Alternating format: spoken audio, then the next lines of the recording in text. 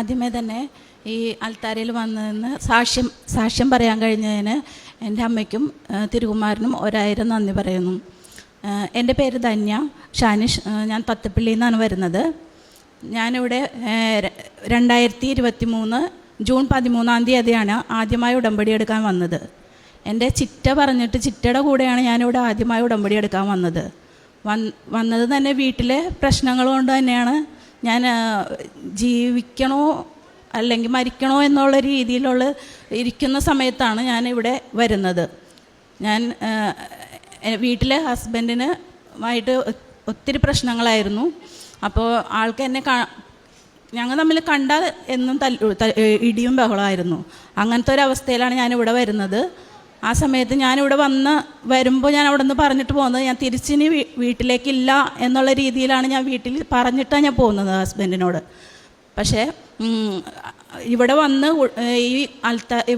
അമ്മയുടെ മുമ്പിൽ ഈ മണ്ണിൽ കാലെടുത്ത് കുത്തിയ ആ നിമിഷം എൻ്റെ ഹസ്ബൻഡ് എൻ്റെ ചിറ്റനെ വിളിച്ചിട്ട് പറയാണ്, അവൾ ഇങ്ങനെ പറഞ്ഞിട്ടാണ് പോന്നേക്കണേ, ചിറ്റ നോക്കണം, അവളെ തിരിച്ച് വീട്ടിൽ തന്നെ എത്തിക്കണം എന്ന് പറഞ്ഞു. അപ്പോൾ എനിക്ക് മനസ്സിലായി ഇത് അമ്മ എന്നെ ഇവിടെ കൊണ്ടുവന്ന് എത്തിച്ചതാണെന്ന്. അതിനുശേഷം ഇവിടെ വന്ന് ഉടമ്പടി എടുത്ത് ഞാൻ വീട്ടിൽ പോയി. പക്ഷേ അധികം പ്രാർത്ഥിക്കുന്നു എന്നല്ലാതെ വേറെ ഒന്നും ഞാൻ ചെയ്യുന്നുണ്ടായിരുന്നില്ല. അതിനിടയിലാണ് എനിക്കൊരു ആക്സിഡൻ്റ് ഉണ്ടായി. ഹസ്ബൻഡാണ് വണ്ടി ഓടിച്ചിരുന്നത്, ഓട്ടോറിക്ഷ. വണ്ടിയിൽ ഞാനും എൻ്റെ മകളും ഹസ്ബൻഡിൻ്റെ അച്ഛനും ചിറ്റയുടെ ഒരു മരുമകളും ഉണ്ടായിരുന്നു. ഞങ്ങളൊരു മരിപ്പ് കഴിഞ്ഞ് വരുന്ന വഴി വണ്ടി ഒന്ന് പോസ്റ്റിലിടിച്ച് പോസ്റ്റ് വട്ടമൊടിഞ്ഞ് വണ്ടിയുടെ മുകളിൽ വന്ന് വീണു. ആകെ തകർന്നു പോയി വണ്ടി. പക്ഷേ ഞങ്ങൾക്ക് ആർക്കും എനിക്ക് മാത്രമാണ് ഒരു ഇത് പറ്റിയത്. അതായത് എൻ്റെ കാലിൻ്റെ മുട്ടിൻ്റെ ചിരട്ട ഒന്ന് പൊട്ടിയായിരുന്നു. വേറൊരാൾക്കും ഒന്നും പറ്റിയില്ല. ഒരു പോറൽ പോലും പറ്റാതെ രക്ഷപ്പെട്ടു. എൻ്റെ മുട്ടിൻ്റെ കാലിന് ചിരട്ടയ്ക്ക് ഒരു പൊട്ടുണ്ടായിട്ട് ഹോസ്പിറ്റലിൽ കൊണ്ടുപോയി ഒരു മാസത്തോളം പ്ലാസ്റ്റർ ഇട്ടു. അത് കഴിഞ്ഞ് പ്ലാസ്റ്റർ വെട്ടാൻ ചെന്നപ്പോൾ ഡോക്ടർ പറഞ്ഞത് കാൽമുട്ടിൻ്റെ ചിരട്ടയുടെ ഒരു കുഴപ്പം പൊട്ട് ഇതായിട്ടുണ്ട്, പക്ഷേ മുട്ട് സ്ലിപ്പാവുന്നുണ്ട്, നടക്കാൻ പറ്റില്ല എന്നാണ് പറഞ്ഞത്. കഴിഞ്ഞ് മുട്ട് സ്ലിപ്പാവുമെന്ന് പറഞ്ഞു. അപ്പോൾ MRI ചെയ്യണം, അതിനുശേഷം നമുക്ക് തീരുമാനിക്കാം എന്താ ചെയ്യേണ്ടതെന്നുള്ളത്. 2 ആഴ്ചത്തേക്ക് മരുന്ന് തന്നു. ഞാനത് മേടിച്ച് വീട്ടിൽ പോയി. വീട്ടിൽ ചെന്നതിന് ശേഷം വേറൊരു ഡോക്ടറെ വീണ്ടും പോയി കണ്ടു. അപ്പോൾ ആ ഡോക്ടറും ഇത് സെയിം തന്നെയാണ് പറയുന്നത്, ഇങ്ങനെ തന്നെ ചെയ്യണമെന്ന്.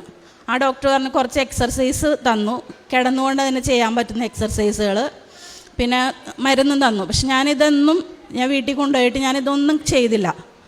ഞാനിവിടെ നിന്ന് കിട്ടിയ ഉടമ്പടി തൈലം ഉപയോഗിച്ച് വിശ്വാസ പ്രമാണം ചൊല്ലി ഏത് നേരവും മുട്ടിൽ കുരിശ് വരച്ച് പ്രാർത്ഥിച്ചുകൊണ്ടേയിരുന്നു.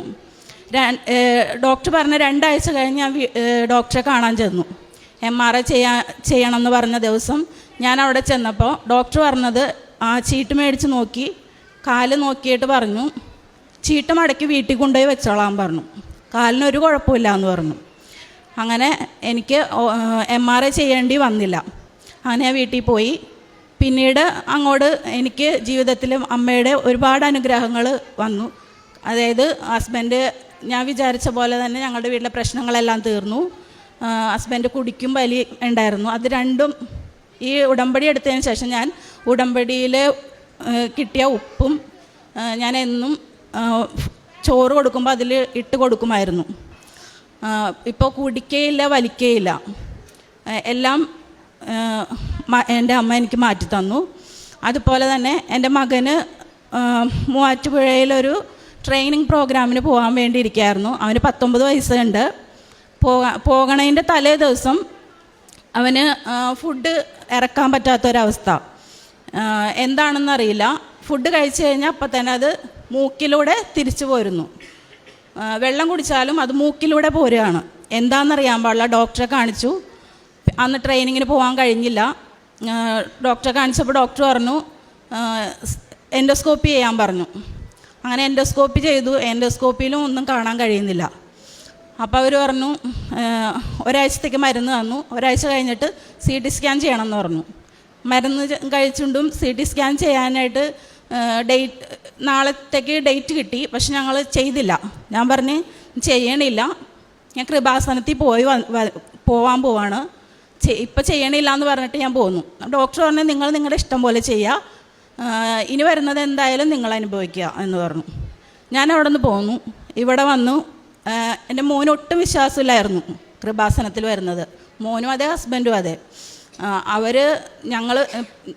ആദ്യം ഞാൻ പ്രാർത്ഥിച്ചിരുന്നത് ആരും കാണാതെയാണ്. ഞാനൊരു ഹിന്ദു മതത്തിൽപ്പെട്ട ആളാണ്. അപ്പം പിന്നീട് വീട്ടിലെല്ലാവർക്കും വിശ്വാസം തുടങ്ങി. മോനും പറഞ്ഞു വേണ്ട അമ്മ CT സ്കാൻ ചെയ്യേണ്ട, ഞാൻ വരാം കൃപാസനത്തിൽ. അങ്ങനെ ഞങ്ങൾ കഴിഞ്ഞ മാസം ഇവിടെ വന്നു, കൃപാസനത്തിൽ വന്ന് പ്രാർത്ഥിച്ചു. ഉടമ്പടി പുതുക്കേണ്ട ടൈമായിരുന്നു. ഉടമ്പടി പുതുക്കി വീട്ടിൽ പോയി. പിന്നെ പിറ്റേ ദിവസം മുതൽ എന്നും ഞാനിത് ഉടമ്പടി തൈലം നെറ്റിയിൽ കുരിശ് വരക്കും, അവന് തേനും കൊടുക്കുമായിരുന്നു. പിറ്റേ ദിവസം മുതൽ അവന് വേദന കുറയാൻ തുടങ്ങി, ഭക്ഷണം കഴിക്കാൻ തുടങ്ങി. ഇപ്പോൾ അവന് ഒരു വേദനയില്ല, ഭക്ഷണം മര്യാദ കഴിക്കുന്നുണ്ട്, CT സ്കാൻ ചെയ്തില്ല.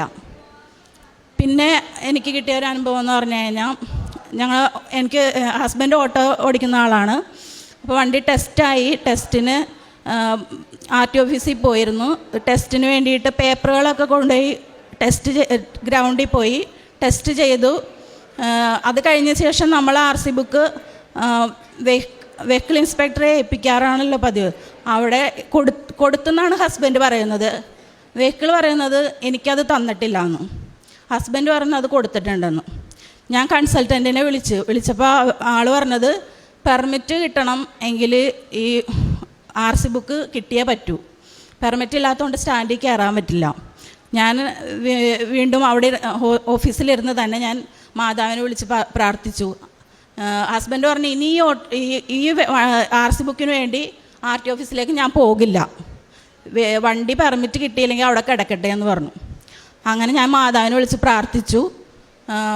കുറച്ച് നേരം കഴിഞ്ഞപ്പോൾ കൺസൾട്ടൻ്റ് എന്നെ വിളിച്ചിട്ട് പറഞ്ഞു, മോളെ പറവൂർ റോഡിൽ കൂടെ ഒരു RC ബുക്ക് പറന്ന് നടക്കുന്നത് കണ്ടിട്ട് അവിടെയുള്ളൊരു ബേക്കറിക്കാർ, ജിയോ എന്ന് പറയുന്നൊരു ബേക്കറിയാണ്, ആ ബേക്കറിക്കാർ ആ RC ബുക്ക് എടുത്ത് വെച്ചിട്ട് അതിൽ കണ്ട നമ്പറിലേക്ക് വിളിച്ചു.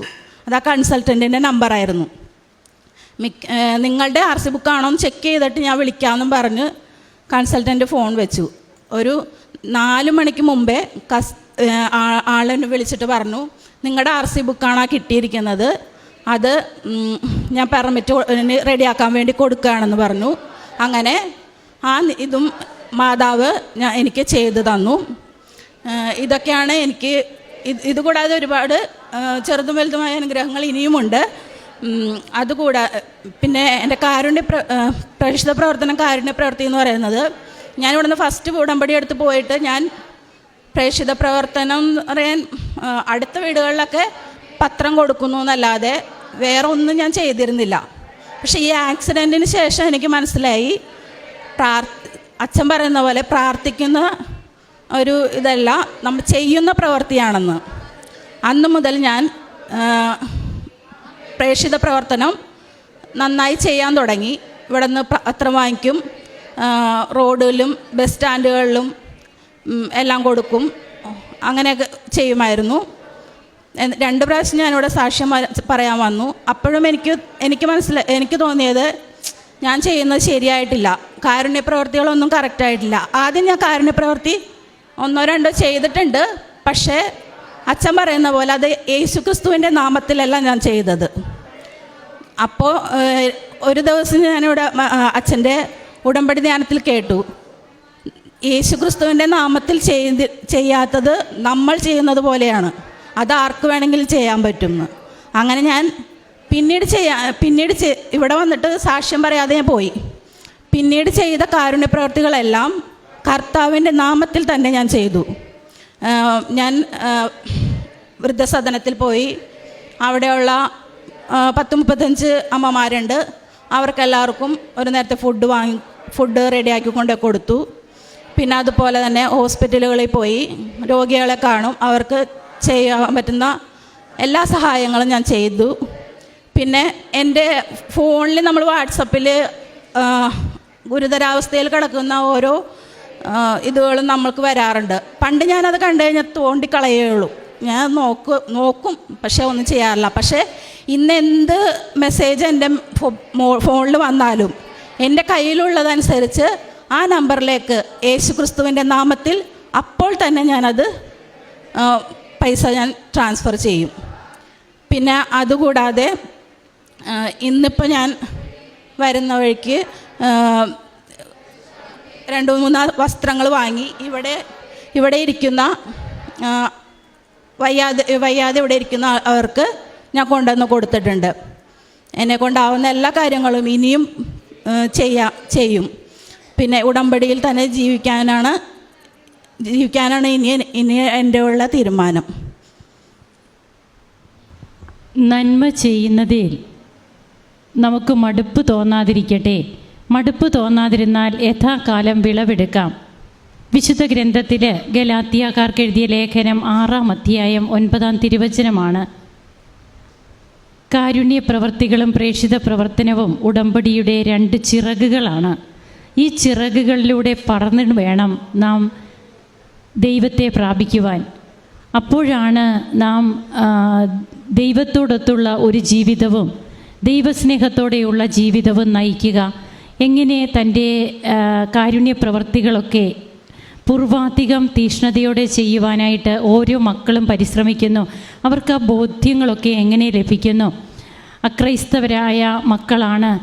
അവർക്ക് ഇതൊന്നും സുവിശേഷ വിഹിതമനുസരിച്ച് എന്നുള്ള രീതിയിൽ അവർക്ക് ഇത് ബാധ്യതയില്ലാതിരിക്കുന്ന സാഹചര്യങ്ങളാണെങ്കിൽ പോലും അവരും ഉടമ്പടിയിലേക്ക് വന്നു കഴിയുമ്പോൾ എങ്ങനെയാണ് യേശുക്രിസ്തുവിൻ്റെ നാമത്തിൽ, അതാണ് നാം പ്രത്യേകം ശ്രദ്ധിക്കേണ്ടത്. നാം ചെയ്യുന്ന പല പ്രവർത്തനങ്ങൾ കാണും. അത് നമ്മുടെ തന്നെ ഒരു കാര്യത്തിന് വേണ്ടിയിട്ടാണോ? അതാണ് നാം ചിന്തിക്കേണ്ടത്. എന്നാൽ യേശുക്രിസ്തുവിൻ്റെ നാമത്തിൽ ഈശോ മഹത്വപ്പെടുന്നതിന് വേണ്ടിയിട്ട് അങ്ങനെ തൻ്റെ ഓരോ നന്മ പ്രവൃത്തികളും ചെയ്യുവാൻ തുടങ്ങി. ഇവിടെ വരുമ്പോൾ ജീവിക്കണമോ മരിക്കണമോ, ഇനി ഞാൻ വീട്ടിലേക്കില്ല, ആ ഒരു ചിന്തയിലൊക്കെ വരുന്ന മകള് എങ്ങനെ ഇപ്പോൾ ഇവിടെ വന്നു നിന്ന് ഏറ്റവും സന്തോഷകരമായ ഒരു ജീവിതം നയിക്കുവാൻ പരിശുദ്ധ അമ്മ എന്നെ സഹായിച്ചു. ഇവിടെ വന്ന അന്ന് തന്നെ അമ്മ ജീവിതത്തിൽ ഇടപെടുകയാണ്. അമ്മ അതിനുള്ള അടയാളം കൊടുത്തു.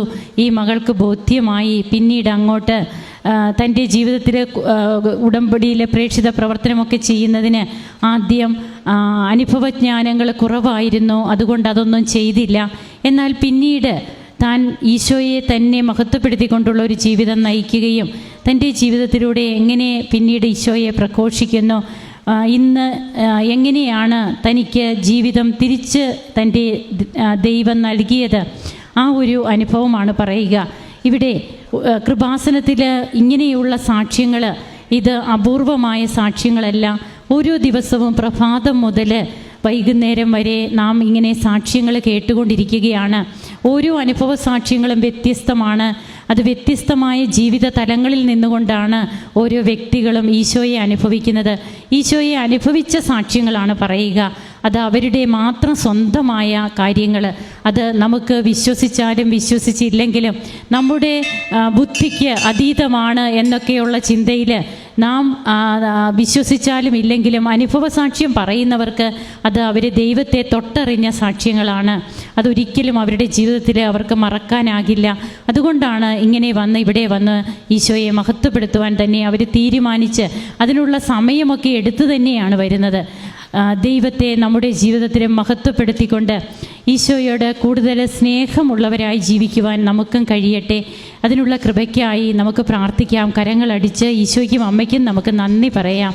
യേശുവേ നന്ദി, യേശുവേ സ്തുതി, യേശുവേ ആരാധന. അത്യപൂർവ ദൈവാനുഭവങ്ങൾ ഇനി നിങ്ങൾക്കും സ്വന്തം. ഈ യൂട്യൂബ് ചാനൽ ഇതുവരെ സബ്സ്ക്രൈബ് ചെയ്തിട്ടില്ലെങ്കിൽ ഇപ്പോൾ തന്നെ സബ്സ്ക്രൈബ് ചെയ്യുക. ഈ വീഡിയോ ഇപ്പോൾ തന്നെ നിങ്ങളുടെ സുഹൃത്തുക്കൾക്ക് ഷെയർ ചെയ്തുകൊണ്ട് കർത്താവിൻ്റെ പ്രേക്ഷിതരാകുക.